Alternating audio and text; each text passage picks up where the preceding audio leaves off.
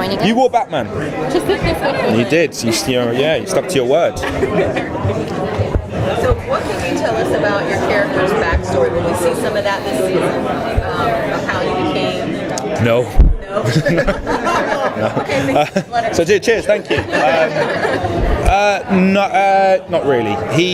And I kind of like it that way. My favourite characters are the ones who just are.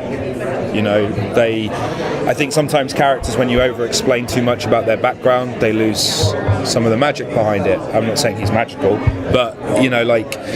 that I love Darth Vader, for instance, right up until you decide to find out that he was a 9-year-old boy, pod races, and so it kind of serves me to that sense. I mean, he at this stage in season 1, he kind of represents the audience. He's there as someone for Liv to sound off at, you know. In terms of like his backstory and family, friend, anything like that.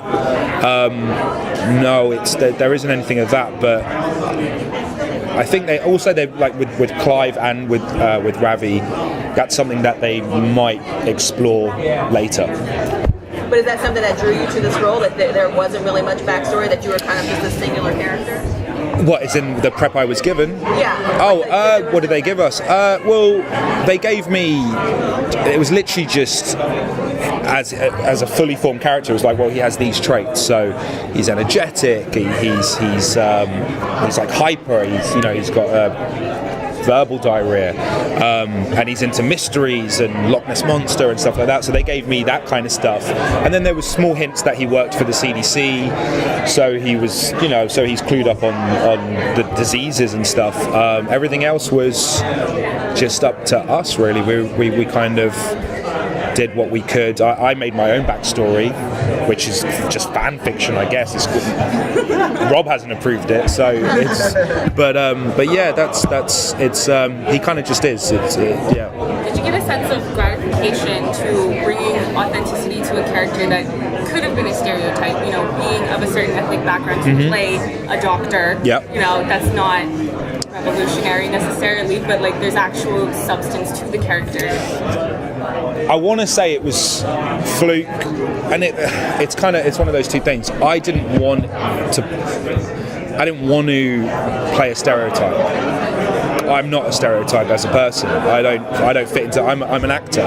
I come from a kind of culture of doctors and lawyers, and same. And I came out of that, and we are, as people, all of us, far more diverse than just what our skin color is. And I think Diane and Rob, also knowing me as a person, felt that, and this is how I feel anyway, what's more relevant to Ravi than being Indian is being British, and that's the same as me. But that has more of an impact on who I am as a person than where my great-great-grandparents were from.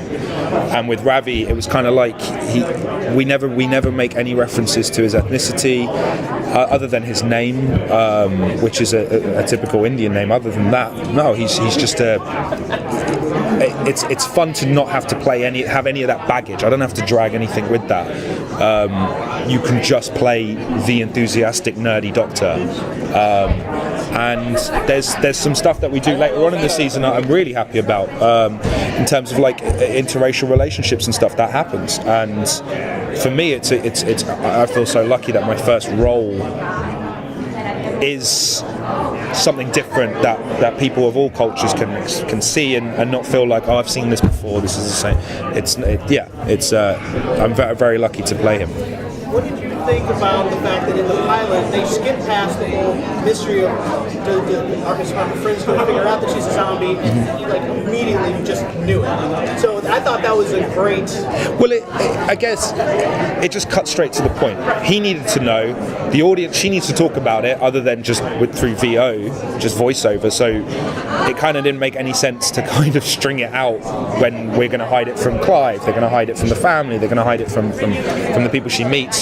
Someone needed to know, and Ravi figured it out anyway, and I think it's great for me and Rose to play that. At the same time, I think it's good for the audience just to cut straight to it. He knows, cool, he's excited, like that's it, end of story. And then how we play, and it adds an element of fun having two characters know and then others don't, because a lot of the comedy comes from Clive, and you see this throughout the season, being slightly naive to what's going on, obviously, and I can't spoil stuff, but it's just that's where a lot of the humour comes from, is hiding that secret. And yeah, so can you talk about your background in comedy and your experience that has allowed you to be so strong? I have no background in comedy. I did a little bit on stage. I'm very inexperienced as an actor. This is my first real role. I'm a huge fan of Ricky Gervais, and I think a lot of the time I have to be reined in from doing impersonations of David Brent when we're on set. And yeah, as you do, exactly. But Rob left one in. He felt there was one take. He was like, it's classic Gervais. He was like, we'll have that as an homage. But no, I'm just a fan of good comedy TV shows, and they write funny as well. They're great at pop culture lines and witty banter.